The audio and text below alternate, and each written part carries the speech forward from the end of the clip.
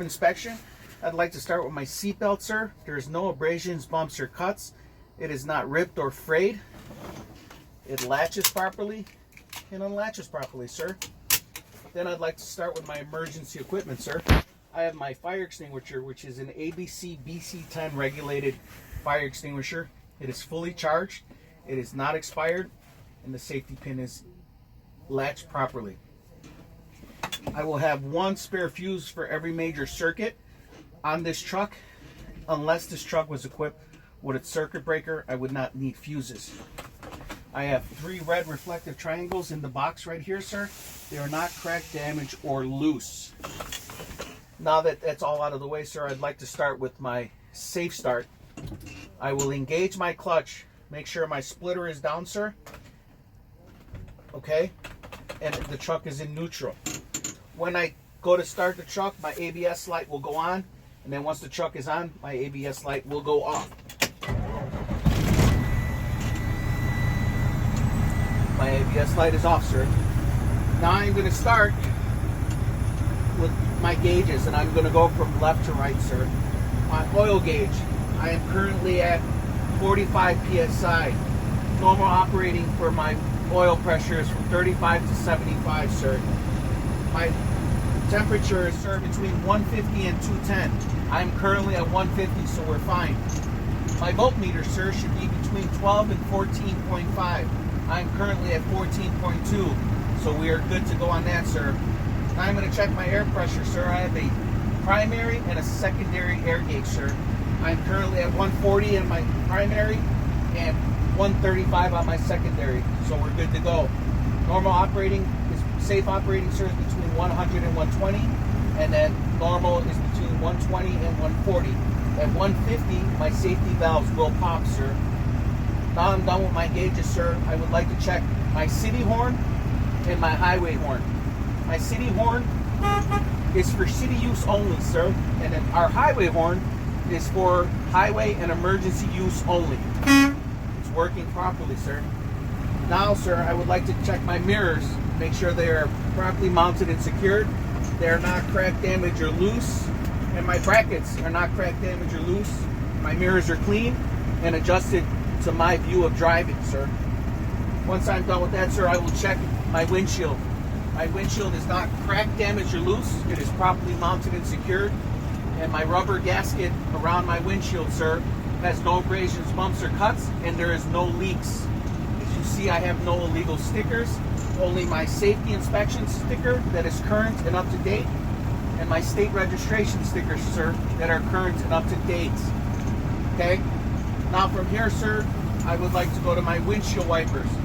My windshield wipers, as you can see, are working properly. They are not cracked, damaged, or loose. They are properly mounted and secured. My windshield wiper blades, sir, have no abrasions, bumps, or cuts, and they are properly mounted and secured to the windshield. My windshield washer fluid, sir, as you can see, is working properly and it's cleaning the windows properly. Once that's done, we will shut that off and you're ready to go, sir. Now that that's done, we're going to check our heater, sir. We're going to start with our defrost. We're going to make sure that air is coming out. That is working. We're going to go to our heater at the bottom, sir. I can now feel it. That is working properly. And check my vents, sir. I have air coming out of my vents correctly, sir. So everything is working properly with my heater. Now that I am done with all my gauges, my heater, my mirrors, and my windshields have been checked, sir, I would like to start my first brake test, which is known as the tug test. So what I want to do here is I want to engage my clutch, make sure my splitter's down. I will put the truck in first gear, sir. So what I'm going to do first, sir, is I'm going to check my trailer brake. So I'm going to disengage my party brake, and then I'm going to let out the clutch slowly, sir. And you're going to feel just a little tug, just like that. And then clutch and brake, and you could see that there was a tug, and it did its job, and it held the truck. So now I will apply my parking brake, shut off my trailer brake, sir, and I will do the same procedure. I will take my foot off the service brake, let out my foot from the clutch nice and slow. You can feel that tug. I hit my clutch and my brake To secure the vehicle, I apply my brake, I put the truck in neutral, and I've now secured my vehicle, sir. Now that that test is complete, sir, I'd like to go to check my service brake. I'm going to put my clutch in, I'm going to put the truck in low gear, make sure my splitter's down, I'm going to shut off my brakes. As you can see, I'm hitting my service brake so there's no movement in the truck. I'm going to move up just a little bit, sir. I'm going to keep my hands off the wheel, but close enough so I can grab it when it's done.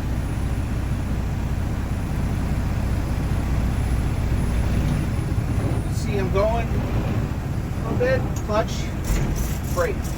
As you can see, sir, there was no movement in my steering wheel, which lets me know that my brakes are aligned correctly and that all the air pressure is correct in my tires and I have no flats. Okay, so now that that is done, what I'm going to do is secure the vehicle, put the brakes on, and I'm going to let the air pressure build, sir, because right now it's slow and it won't let me continue to the next test. So I want to build the air pressure back to 140 so I can do my leak test, sir. So what I'm going to do is idle between 13 and 15 RPMs, so let that pressure build up a little bit quicker so we can speed up the process a little bit.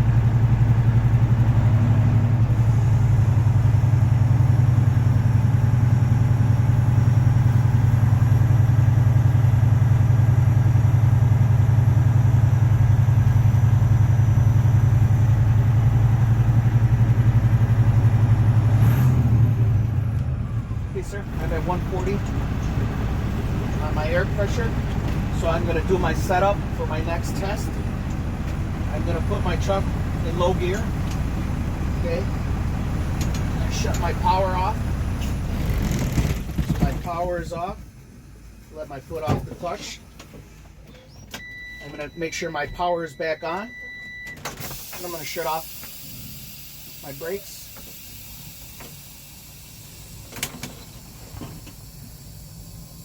Okay, I'm going to let the air stabilize. It takes around 10 to 15 seconds.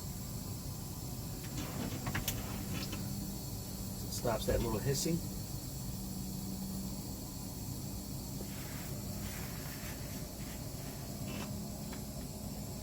Okay, so what I'm going to do now, sir, is I'm going to make sure I do not lose 4 PSI within 60 seconds, sir, because this is a combination vehicle. If this was a single or a bobtail, I would only lose 3 PSI within 60 seconds. So what I'm going to do is put my foot on the service brake and count to 60. 1, 2, 3, 4, 5, 6, 7, 8, 9, 10. And the entire time you're counting, you want to make sure you're not losing any pressure while you're stepping. So it's been at the same spot since I started stepping, which is really good.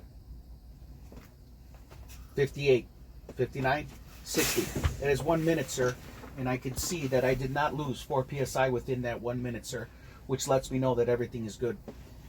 Now for my second test, what I want to do is I want to make sure that my warning light and buzzer come out before I hit 60 PSI, sir. So what I will do now is begin my fan down.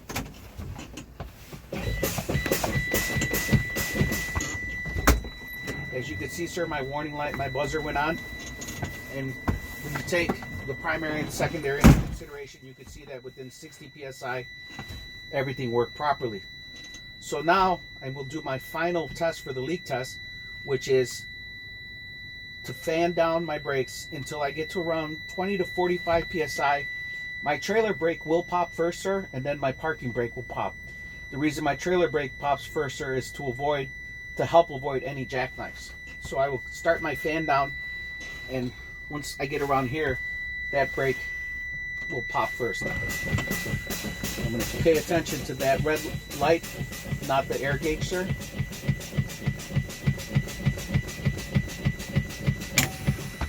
There you can see, sir, that the red trailer brake popped first, and then my parking brake. And as you can see, it was before I got to 20 PSI, sir. So that lets me know that everything's working properly. That concludes my in-cab inspection, sir. With your permission, I'd like to start the truck and get it ready for the next student, or would you like me to go on to my coupling? From there, the examiner will let you know.